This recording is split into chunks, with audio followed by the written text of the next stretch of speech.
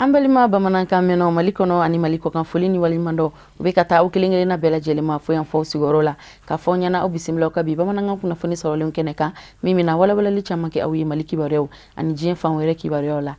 Mali jamana gouvernement ka Babu Sentigi Amadou Koita ayaka la kuna foni dikene sigi senka ani kuna foni dilaw ni nyonche ka ben arabadu février kalo kile muga ani kelema Mali gouvernement ka kuna foni soro soba konnana akerefe Mali kiriko ministry ka fara lakana ko ministry kan ulu kumbe kenenka uga kuma nyogonya babu etalike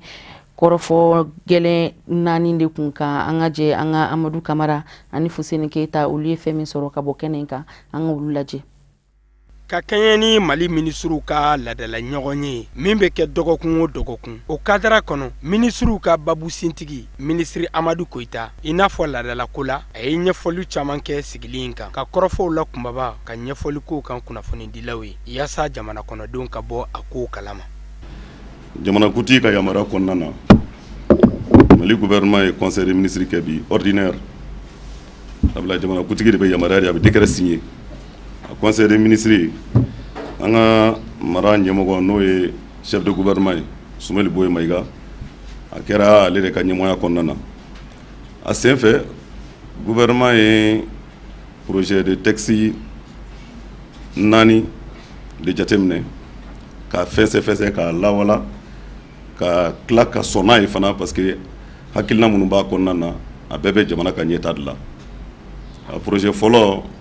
au présenté la ministre de l'économie et des finances o ye mun ye o ye ka se ka espace di n'an b'a fɔ kɛnɛ parce que gouvernement kun ye décret dɔ di société dɔ ma min ye tile caman b'an fɛ yan an ka se ka yelen sɔrɔ tile ka sira fɛ donc o sen fɛ convention dɔ kun signena ani société dɔ kun cɛ a convention bɛ hali bi fana n'a bɛ fɔ o ma Akio Kita Solar donc o convention sen fɛ u kan ka centrale de jɔ centrale bɛ yelen di Kita mara kɔnɔna na ani Kita commune caman kɔnɔ o centrale jɔli a tɛ se ka kɛ kɛnɛma d'u ma o de sen fɛ ministère an ka ministère min ka baara bɛnnen o ma n'o ye ministère de l'eau et de l'énergie ye n'an b'a fɔ o ma ji ani courant ministère ale ye laɲini kɛ ministère de l'économie et des finances fɛ parce que bi bi in na domaine bɛ ministère de l'économie et des finances ka hukumu kɔnɔna na pour que terrain ka se ka d'a ma a terrain yɛrɛ bɛ bɛn hectare 100 ani hectare 7 ani yari 85 donc o bɛɛ bɛ na pour que jamanadenw parce que yelen ko bi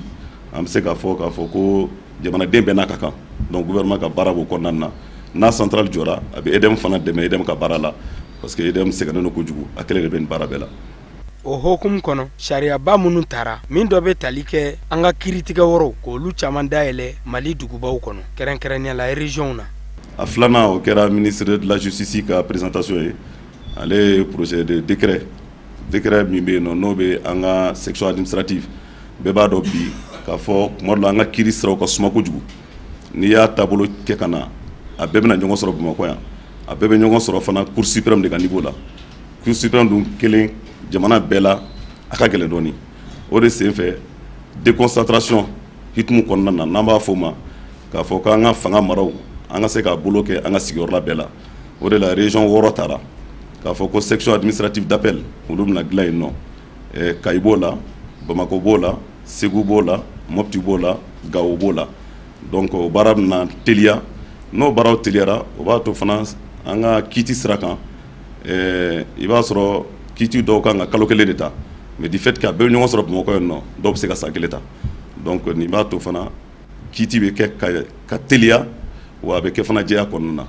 kunnafoni di in senfɛ ministre Amadou Koita a da sera lakana tigilamɔgɔw sariya kisɛ min taara ka ɲɛsin u ma min bɛ tali kɛ u ka koɲɛw ɲɛnabɔli ma min laɲininen don sariya fɛ o tɛmɛnen kɔ fana an ka ministre de la sécurité et de protection civile général Salif Traoré ale fana ye bataki yira gouvernement na o bataki bɛ kuma mun kan n'o y'an ka fini donnaw n'an b'a fɔ ma ko polisiw olu ka ɲɛta u ka statut n'an b'a fɔ u kan ka baara kɛ hukumu kɔnɔna na jateminɛ kɛra k'a fɔ loi dɔ tun bɛ yen n'o loi votera assemblée nationale fɛ en 2010 o ye statut di polisiw ma nka a yera ko fiɲɛ dɔw b'a la o fiɲɛw de se jateminɛ kɛlen ko fiɲɛw bɛ yen nɔ a fɔra fana ko ka an bɛ waati min na bi bɛɛ b'a dɔn bi k'a fɔ ko an ka jamana tɛ i n'a fɔ kunun loi nin bɛ ta kun en 2010 en réalité min bi o tɛ kelen ye bɛɛ b'a dɔn bi maa dɔw bɛ yen minnu ye maa murutilenw ye minnu b'a fɛ k'an ka jamana sigi a sen sabara kɔnɔ donc a ka kan n'o façon nana an ka se ka sariyaw ta sariya min fana bɛ bɛn n'o waati. Ministre Amadou Koita a ye ɲɛfɔli kɛ jamanakuntigi ka taama min kɛra Kucalakaw fɛ yen nɔ dɔgɔkun tɛmɛnen a da sera olu bɛɛ lajɛlen ma k'o la kunbabaw tɔmɔ ka olu fɛsɛfɛsɛ kunnafonidilaw ye ni ka ɲɛsin jamana kɔnɔdenw ma. Bon an ye tubabukan na an ye président ka visite fana fɔ an ko a taara Kucala a kunbɛra ka ɲɛ a n'a ka délégation a taara Kucala parce que a ka kan ni ye jamana ɲɛmɔgɔ ye waati ni waati i ka taa kɛti kɛ jamanadenw lamɛn i k'u miirina dɔn i k'u hamina dɔn a ka kan fana n'i bɛ taa i ni fɛn ka taa min bɛ taa dɔ fara u kundama kan min bɛ taa k'u dɛmɛ pour que u bɛ balo cogo a bɛ se ka ɲɛ cogo min na. Kɔrɔfɔw kun cɛra ni kunnafoni di misɛnnin minnu bɛ dugu kɔnɔ nin waatiw la minnu bɛ tali kɛ jajugu minnu bɛ bilala subahana mansin sanfɛ an bɛ wagati min ko sisan n'a dɔ ɲɛsinnen don an ka jamana gouvernement maa dɔ ma a da sera ninnu bɛɛ lajɛlen ma. An y'a fɔ fana k'a fɔ an bɛ ye fɛn dɔ ye an ka jabaranin dɔw la n'an b'a fɔ o ma ko Facebook an y'a ye k'a fɔ tɔɲɔ sera an yɛrɛ baarakɛɲɔgɔn dɔ ma n'o ye ministre Mahmoud Ben Katara ye ka taa ka montage kɛ k'a kunkolo ta ka kow na an danbe tɛ fɛn minnu ye kow don an ka taabolo tɛ fɛn minnu ye kow don min tɛ an ka jamana yɛrɛ fan si la mais jamana mana kɛ cogo cogo i b'a sɔrɔ maaw bɛ yen nɔ minnu t'a fɛ jamana ka taa ɲɛ jamana mana kɛ cogo cogo i b'a sɔrɔ maaw bɛ yen baara wɛrɛ t'olu la fo k'a essayer ka dɔ lasegin kɔ. An b'a ladɔnnɛ k'a fɔ ko nin kunnafoni di kɛnɛ in n'a bɛ sarada sanga ani wagati k'a ɲɛsin jamana kɔnɔdenw ma a kun tɛ dɔwɛrɛ ye yaasa jamana ɲɛmɔgɔw u bɛ baaraba minnu kɛla olu bɛ baara minnu boloda la yaasa ka ɲɛfɔli kɛ u kan sanga ani wagati bɛɛ lajɛlen na. A tɛna n'a mɛn tuguni yɔrɔ dɔ bɛ nana jɔ Mali jamana kɔnɔna na o yɔrɔ in bɛ nana kɛ adamadenya dɛmɛlifɛnw lamara yɔrɔ ye o sojɔ baara ninnu a bɛ nana kɛ CEDEAO de ka dɛmɛ kɔnɔna na pankurun jigiyɔrɔ masurunya yɔrɔw la senu Musa Fɔnba bɛ o ɲɛfɔ an ɲɛna.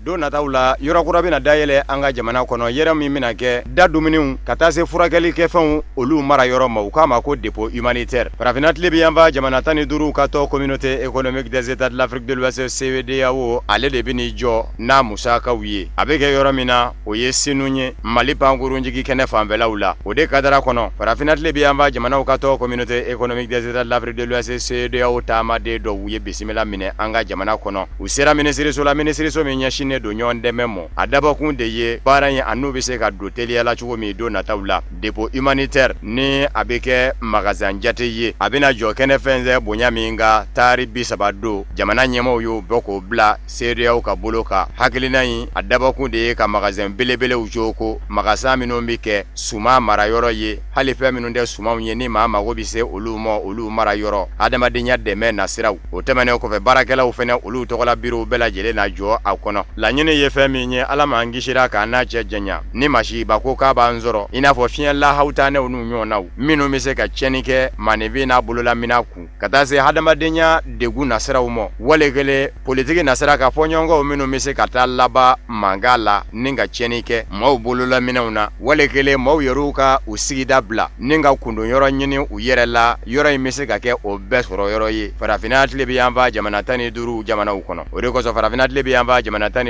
ka tɔ communauté économique des états de l'Afrique de l'Ouest CEDEAO a lasigiden min bɛ an ka jamana kɔnɔ a y'a yira k'a fɔ tiɲɛ don yɔrɔ in bɛ kɛ yɔrɔ belebele ye min bɛ se ka fɛn caman mara an ka farafinna tile bɛ yanfa kɔnɔw na nka hali diɲɛ seleke 4 nasiraw ka a bɛ se ka mago fɛnɛ ɲɛ ye nin yɔrɔba min jɔtɔ filɛ nin ye ni magasinbaw de bɛna jɔ a kɔnɔ minnu bɛ kɛ fɛn mara yɔrɔw ye adamadenya mago bɛ se fɛn minnu ma ni u k'a ma ko dépôt humanitaire a hakilina sigira sen kan farafinna tile bɛ yanfa jamana 15 jamana ɲɛmɔgɔw ka ɲɔgɔn gonbɛn 25 na min sigira sen kan san 2010 Gana duguba la Akara k'a fɔ u b'a lajɛ ka se ka min ye adamadenya nasira dɛmɛ minɛnw bisimila yɔrɔ k'o dayɛlɛ farafinna tile bɛ yanfa jamanaw kɔnɔ ala m'an kisira k'a n'a cɛ janya ni masiba ko k'a bɛ jamana min sɔrɔ o k'a sɔrɔ nin yɔrɔ in jɔn bɛ yɔrɔ min ni maa mago ɲɛnabɔ minɛnw bɛɛ lajɛlen dafalen bɛ sɔrɔ a kɔnɔ ka kasara kunbɛn.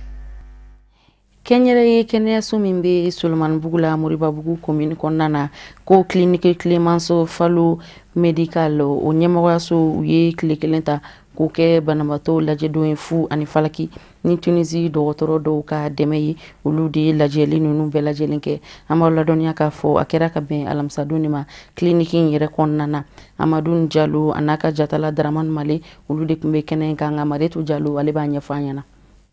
ka sanga ni u ka bana sɛgɛsɛgɛ don ye bisimilali kɛnɛ dɔ sigila sen kan clinique Clemence Falo Medical kɛnɛyaso la a dabɔkun ne kun ye Tunisie kɛnɛya tigilamɔgɔw minnu ka dɔntaw kanuriyalen don bana furakɛli la k'olu bisimila Dr Sulemani Bagayogo ale de ye hakilina in ta n'ale ye kɛnɛyaso ɲɛmɔgɔ ye ni bana sɛgɛsɛgɛ don min sigila sen kan a dabɔkun ne ye hali bi mɔgɔw bɛ se ka kɛnɛyaso in lasɔrɔ nɔgɔya la cogo min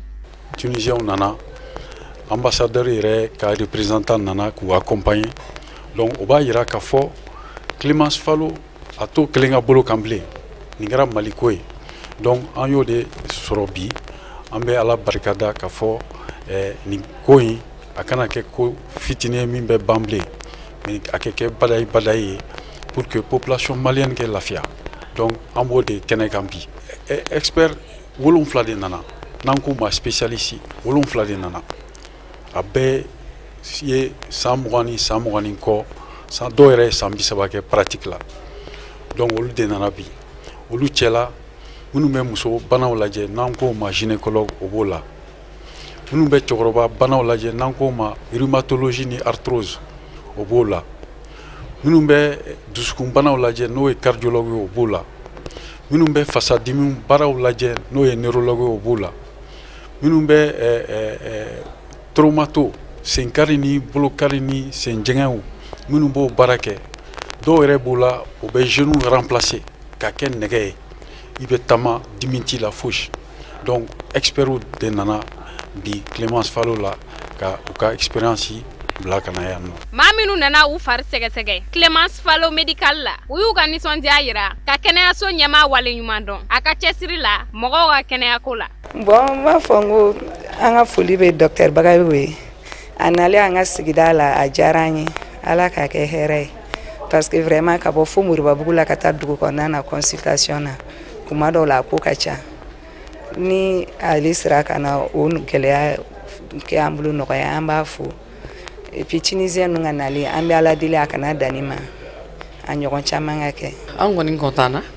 bari banabagatɔ caman bɛ yen se t'u ye ka taa Tunisie ne ni occasion façon nana ça nous permet u bɛ nana o fana bɛ se ka Tunisien docteur bɛ se k'u fana lajɛ donc c'est une très bonne occasion Sulemani Bugu maire ka fɔ la ni hakilina in ye hakilina ɲuman ye wa a bɛ kɛ sababu ye mɔgɔ minnu bɛ ale ka sigida la k'olu ka kɛnɛya sinsin an wasara an ye min ye bi à peu près médecins tunisiens après une dizaine u ka bɔ Tunisie à leur frais ka na clinique dayɛlɛ ɲumanw fɛ yen à Sulemani Bugu ka na consultation kɛ gratuitement mɔgɔkɔrɔbaw ni denmisɛnninw ye ko nin ye chance de y'an bolo parce que n'i donna clinique nin kɔnɔ ka lajɛ commodité min b'a kɔnɔ appareil fɛn b'a kɔnɔ a bɛɛ Europe appareil de a ouverture donna j'ai dit que an ka bon an dit que an ye an mɔgɔ si tɛ ka taa Maroc ni Tunisie pour faire des consultations maintenant an bɛ se k'a bɛɛ k'an bara bi maintenant les médecins tunisiens u ka nali c'est une preuve vraiment a diyara an ye a bonyana an ma vraiment an kɔni bɛ Bagayogo an b'a dɛmɛ la mairie ka accompagnement ba ye an de f'a ye la mɔgɔ bɛ fɛn fɛn na ni mairie bɛ se ka k'a ye mairie b'o k'a ye an y'o promesse ta ye an b'aw ladɔniya k'a fɔ Tunisie kɛnɛya tigilamɔgɔ minnu bisimila la u ye hakili falenfalenw kɛ ni clinique Clemence Falo Medical mɔgɔw ye minnu nafa bɛ bonya kosɛbɛ kɛnɛyako la wa o bɛ to sen na an ka jamana kɔnɔ sibiridon février kalo tile 24 journée scientifique tuniso-malienne o bɛ dayɛlɛ Grand Hôtel la Bamako o b'an sɛnsɛn ka diɲɛ fan wɛrɛ kibaruyaw lasɔrɔ Musa Fɔnba ale k'a ɲininiw don an ka diɲɛ ŋolu lajɛ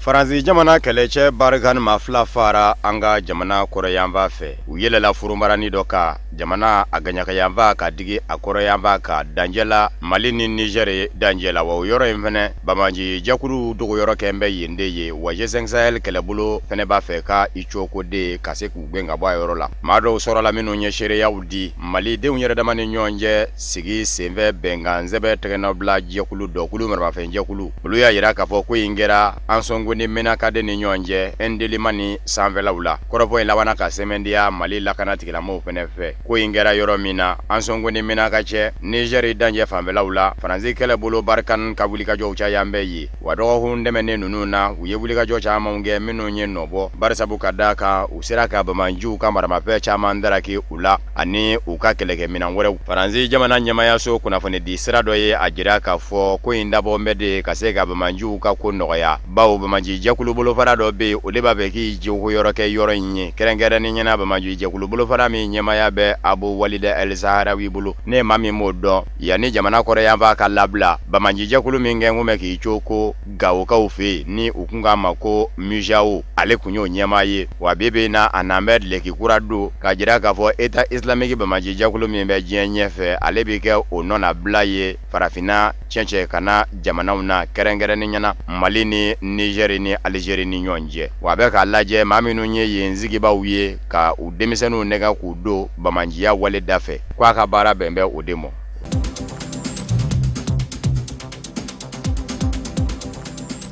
Laginɛ Konakiri maire sigi kalataw minnu kɛra février kalo tile 4 jaabi labanw bɔra k'u bin minnu y'a jira k'a fɔ jamana ɲɛma Alpha Condé ka fangaɲini jɛkulu RPG a ye maa caman sɔrɔ. Fangaɲini jɛkulu min bɛ d'a kan o ye Selu Ndalen Jalo fangasinamatɔ ɲɛma ka fangaɲini jɛkulu UFDG. Fangaɲini jɛkulu min bɛ da o kan o ye Selu Ndalen Jalo ka fangaɲini jɛkulu UFDG ye ni o ye fangasinamatɔ ye. Kunnafoniw y'a jira k'a fɔ faaba yɛrɛ la Konakiri Selu Ndalen Jalo fangasinamatɔ a ye jamana ɲɛma Alpha Condé ka fangaɲini jɛkulu RPG bi. Ni ye Laginɛ Konakiri sigida ɲɛmayaso ni o ye commune ye a 342 fara ɲɔgɔn kan. Alpha Condé ka fangaɲini jɛkulu maa 1,000,000 ani maa 75,000 o de ye danaya da Alpha Condé ka fangaɲini jɛkulu kan. Sigida ɲɛma min sɔrɔla a fɛ o la ni o ye éluw ye o ye maa 7,284 ye. Selu Ndalen Jalo Laginɛ ka de maa 890 ani sabade danaya da ka fangaɲini jɛkulu ka sigida ɲɛma ni o ye élu ye o 2,156 lase a mɔ. UFR fangaɲini jɛkulu maa 190 de ye danaya da o fangaɲini jɛkulu kan ni conseiller 447 sɔrɔli ye a fɛ. Nin kun y'a siɲɛ fɔlɔ yɛrɛ ye maire sigi kalataw ka kɛ kabini jagoya fanga dabilara Laginɛ Konakiri jamana kɔnɔ hali n'o y'a sɔrɔla Alpha Condé bɛ te kan ko a ka sigida ɲɛma sɔrɔli cayara ni bɛɛ lajɛlen ta ye. Laginɛ faaba Konakiri kɔni Selu Ndalen Jalo ka fangaɲini jɛkulu ye jamana ɲɛma ka fangaɲini jɛkulu bi ye.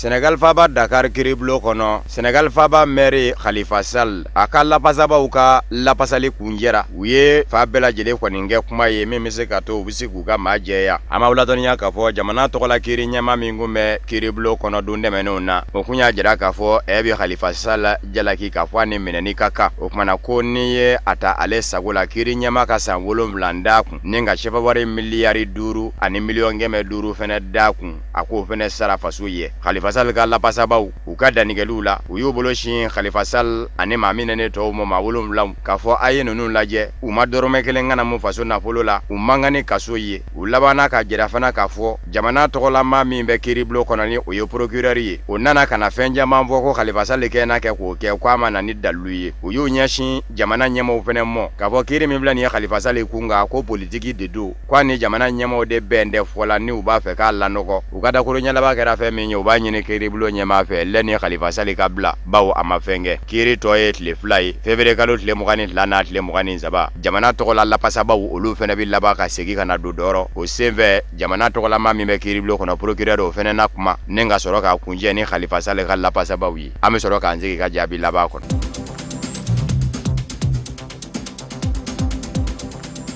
Nigeria jamana kono lakana ɲɛmaya so ye a jira k'a fɔ lɔgɔliden 111 minnu minɛna Boko Haram fɛ ka tunu ni u ye ko dɔw sera ka wɔgɔbɛ ka bɔ Boko Haram bolo ka bɛn ni février kalo tile 21 ye ko in kɛra dugu min na o ye Dapchi ye a bɛ Yobe mara la lɔgɔliden ninnu nsomaw caman kɔnɔ gwannen don maa minnu sera ka wɔgɔbɛ yala an daw b'u la wa nka caman kɛmɛ ka jira k'a fɔ fɛn min ye sibɔ ki lɔgɔlidenw sɔrɔ ko nin y'o kelen de fɛnɛ ɲɛsin dɔ ye olu denw ma an b'aw ladɔnniya k'a fɔ don dɛmɛnenw na Boko Haram bamaji jakulu ye lɔgɔliden 200 ni kɔde ta ka tunu ni u ye hali bi dɔw yɛrɛw ma se labila jamana ɲɛmaw sera ka dɔw daraki u la ka laban ka dɔw ni Boko Haram ma minɛnenw wale ɲɔgɔn na dɔw bɛ bolola hali bi dɔw yɛrɛw sendɛgɛ y'u kɛ ka dangɛ Nigeria lakana ɲɛmaya so ma hakɛ min labilara a ma se k'o dafɔ nka kɔni kɛn bɛ ka jira k'a fɔ kuma min na u bɛ ka mɔgɔtigi ninnu wɔgɔbɛ ka bɔ Boko Haram bamaji jakulu bolo ko mɔgɔtigi dɔw fɛnɛ taara ka dangɛ olu dɔw taana k'u kalifa dugumisɛnnin dɔ fɛnɛ na o kɔrɔfɔ ye ma se ka somaw hakili minɛ ko min yɛrɛ ye Boko Haram bamaji jakulu maaw bila nin na o fɛnɛ ma se ka si dɔn nka maa caman kɛn bɛ ka jira k'a fɔ u kɛn bɛ sɔn k'a dabɔ nafoloko de kama u kɛlen kɔfɛ ka denmisɛn ninnu minɛ u b'a jira jamana ɲɛmaw la nafolo dɔ ka di walasa u ka bila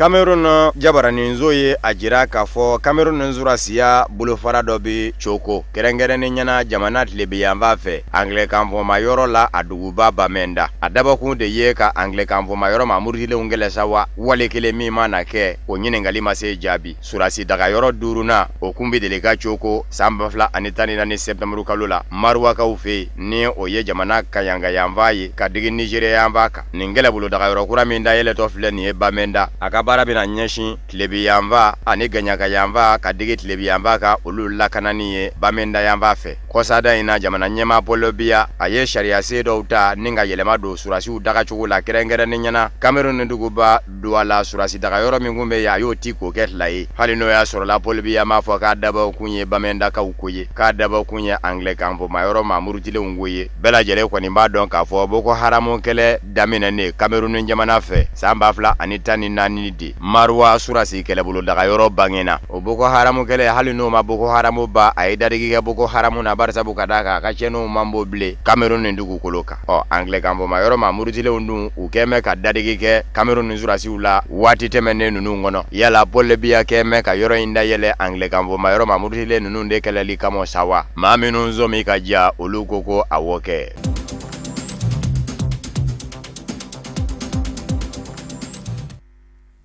o de bɛ dansigi kɛ bi bamanankan kunnafoni sɔrɔlenw na minnu sera ka fara ɲɔgɔn kan ka bɛn ni kuma in ye kunnafoni di so ɲɛmɔgɔso fɛ k'a lase aw ma aw ni ce aw ka ɲɛmadalu la aw kan bɛn